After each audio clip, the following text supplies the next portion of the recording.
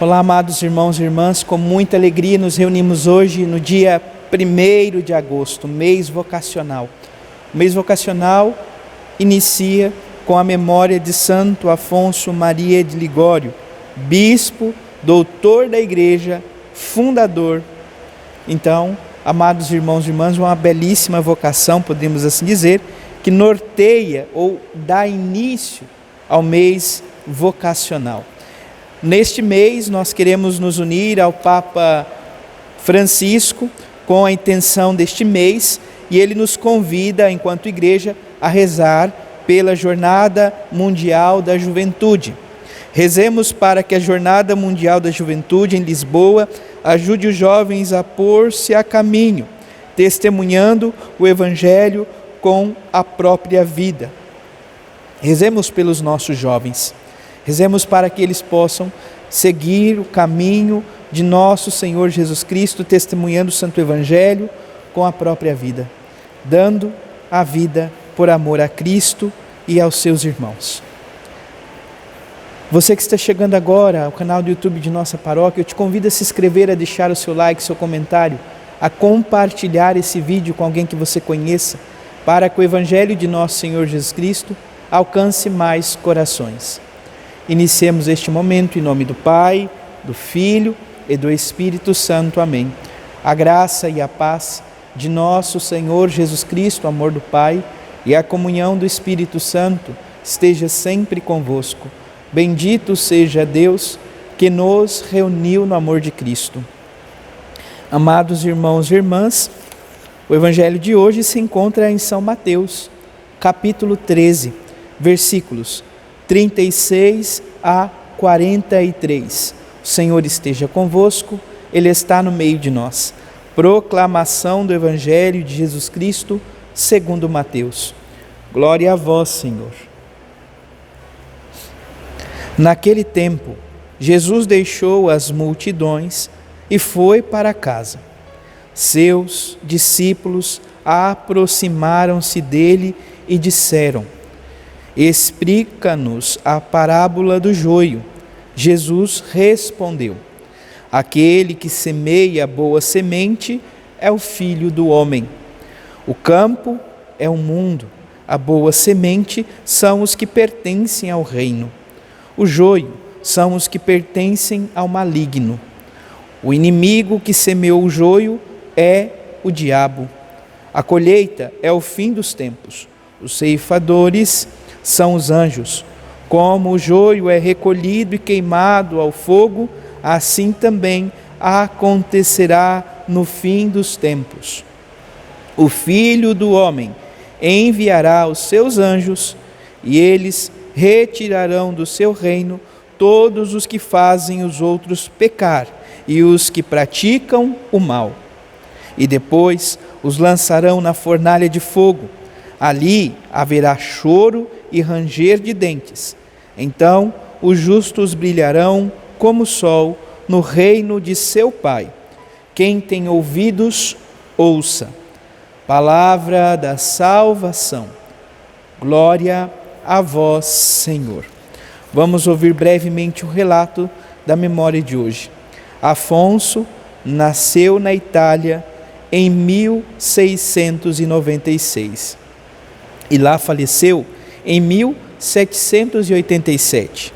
Além de bispo e doutor da igreja, foi brilhante advogado, escritor, poeta e musicista. Usou todas as qualidades de sua oratória para anunciar o Redentor e tornou-se o apóstolo do culto à Eucaristia e à Virgem Maria.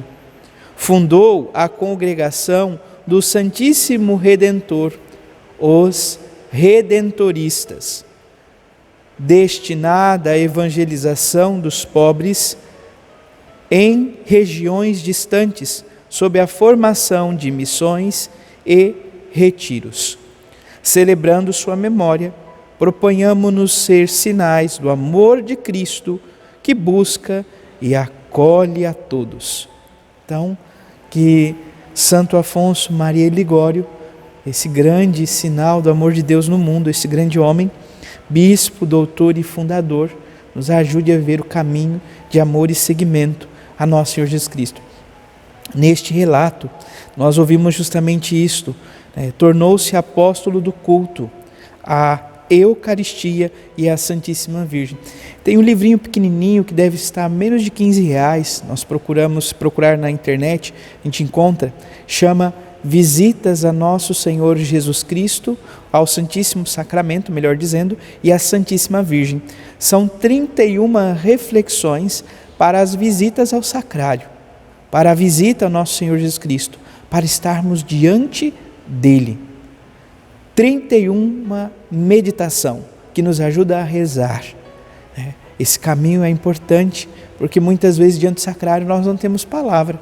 Santo Afonso já fez esse caminho por nós, já inspirado por Deus, escreveu palavras para que pudéssemos recitar na presença do Santíssimo Sacramento, na presença do sacrário, para que pudéssemos assim, nesta prática, ir desenvolvendo em nosso coração também esse anseio de ir aos pouquinhos, com as nossas próprias palavras, ir rendendo graças ao Senhor, nosso Redentor e Salvador, que se faz prisioneiro de amor por nós, e também a Santíssima Virgem Maria. É dele também, amados irmãos e irmãs, uma das mais belas obras sobre a Virgem Maria, chamado Glórias a Maria.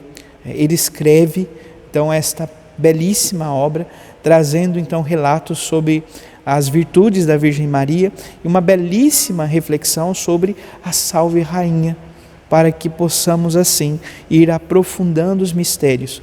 Diz a história que os seus irmãos de convento, depois que ele funda a congregação, eles sempre tinham o hábito de ler algum livro para Santo Afonso.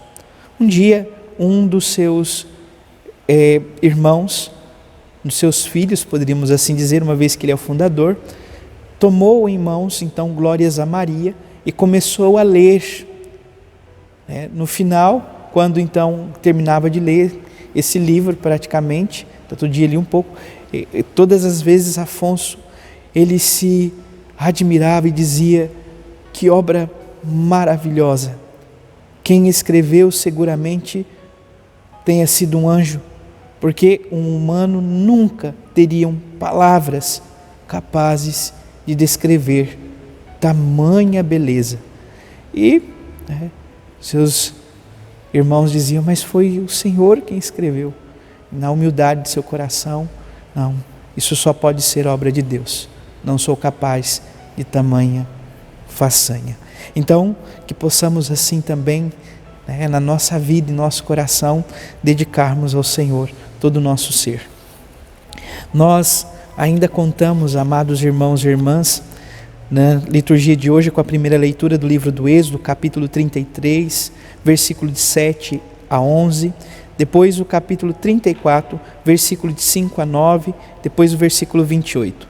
Diz assim: Moisés levantou a tenda e armou-a longe, fora do acampamento, e deu o nome de tenda da reunião, lugar onde ele iria se encontrar com o Senhor. Assim, todo aquele que quisesse consultar o Senhor saía para a tenda da reunião, que estava fora do acampamento.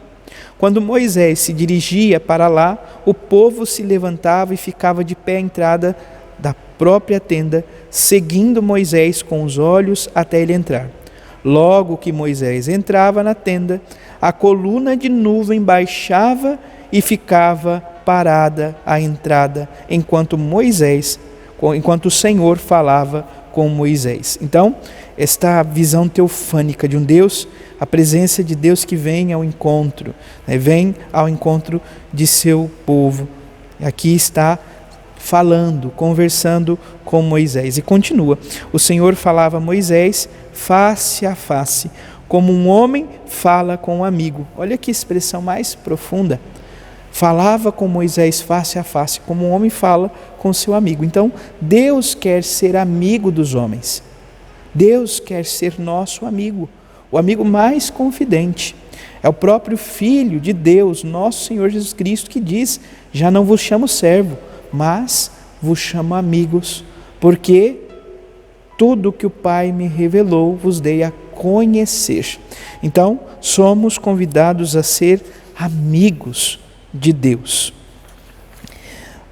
O Salmo 102 traz como resposta: o Senhor é indulgente, é favorável. Um Deus que é favorável ao seu povo, um Deus que ama o seu povo, um Deus que realiza obras de justiça, um Deus que vem ao seu povo para revelar o seu caminho, um Deus que se dá a conhecer aos seus filhos, realizando grandes feitos. Para nós, sobretudo hoje, nós não podemos de modo algum duvidar que o maior feito que Deus realizou em favor a cada um de nós é conceder-nos o seu próprio Filho como Senhor e Redentor. Por fim, o Evangelho é para nós conhecido mais uma vez. Retomamos o capítulo 13 do Evangelho de São Mateus e nós estamos aqui na explicação do joio, sobre a questão então da parábola do joio e do trigo. Nosso Senhor Jesus Cristo quem explica. Se por um lado, se nós contemplamos a parábola do semeador e Jesus explica que a semente é a palavra, por outro, amado irmão, amada irmã, nós somos convidados agora a olhar de uma forma concreta para a nossa vida. O próprio Senhor diz, o semeador é o Filho do homem, ou seja, Jesus. É o Filho do homem. A boa semente são aqueles que pertencem ao reino de Deus. Os joios são os que pertencem ao maligno. O inimigo que semeou o joio é o diabo. A colheita é o fim dos tempos. Os ceifadores são os anjos. Como o joio é recolhido e queimado e jogado fora no fogo, assim também acontecerá no fim dos tempos. Então, amados irmãos e irmãs, se nós nos recordamos, sobretudo da parábola, diz que um homem semeou trigo, a boa semente no campo. Quando o trigo começou a crescer, veio o inimigo à noite e semeou o joio, enquanto o dono da terra dormia. Então, o inimigo de Deus é astuto. Ele vem e semeia o joio em nossa vida enquanto estamos dormindo. Por isso a palavra nos diz, e nós precisamos ser atentos, que diz: desperta tu que dormes. Nós precisamos sempre estar atentos e despertos diante da palavra de Deus, diante da presença do Senhor. Um Deus que nos ama, um Deus que nos quer bem, um Deus que jamais nos abandona. Então, nós precisamos nos despertar. E se nós olharmos para a nossa vida, nós vamos perceber que o trigo e o joio habitam no nosso interior. Somos capazes do bem e do mal, infelizmente. E nós não podemos dizer, nós precisamos de fato respeitar essa pedagogia de amor de Deus, um Deus paciente, um Deus que não tem pressa. Senhor, quer que retiremos o joio do meio? Não faça isto, porque arrancando o joio pode acontecer tirar então o trigo. Então o que ele fala? Espere crescer, tenha paciência. Então nós olhamos para a história que muitos joios se converteram, como por exemplo, amado irmão, amada irmã, São Paulo apóstolo. Ele converteu-se para o seguimento. Mas também nós precisamos tomar cuidado, porque muitos daqueles que têm a boa semente em si, podem, se não tomar cuidado, se deixar corromper e ir se transformando também em joio. Por isso, nós não podemos, em hipótese alguma, dormir. E o que seria dormir? Nos afastarmos da presença do Senhor, nos afastarmos da sua palavra, nos afastarmos dos sacramentos. Enfim, nós precisamos dessa vida constante na presença daquele que nos amou, ou seja, nosso Senhor Jesus Cristo, Deus da vida, que se encarnou e veio ao nosso encontro. Louvado seja nosso Senhor Jesus Cristo, para sempre seja louvado. Abençoe-vos o Deus Todo-Poderoso, em nome do Pai, do Filho e do Espírito Santo. Amém. Graça e paz.